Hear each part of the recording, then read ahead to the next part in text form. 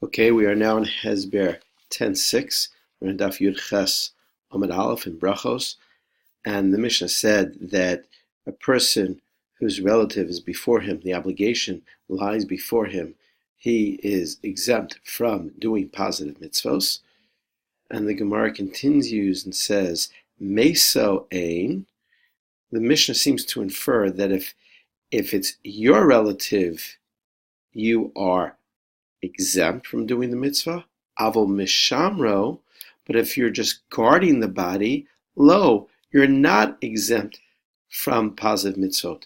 Being a shomer, it is customary to be a shomer over a body to make sure that nothing will happen to desecrate the body. So it seems from the Mishnah that if you're just a shomer, you're not exempt from doing mitzvot. And that seems to contradict the Braita.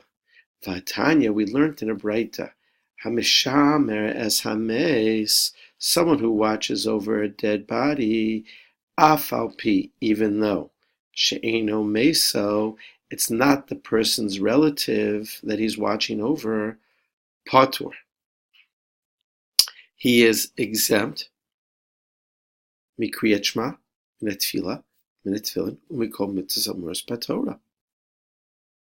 So it seems that this Braita contradicts our Mishnah, right? The Mishnah seems to be saying that if it's not your relative, even if you're a shomer, you have to do the mitzvot. And yet we have a Braita that clearly states that if you're watching a body, you're exempt from doing the mitzvot. So the Gemara answers, really the Braita and the Mishnah complement each other. Mishamro, for the shomer, one who's watching over, he's exempt, afal pi she'eno meso, even though the deceased is not his relative. Umeso, and someone's relative who has died, he is patur from doing mitzvot, afal pi, even though she'enu mishamro, he is not watching the body. So we need both to teach us that the shomer, regardless of the relationship with the body, is patur. And again, I think this falls under the idea of osek b'mitzvah, patur min mitzvah. When you're involved in one mitzvah, you're exempt from another.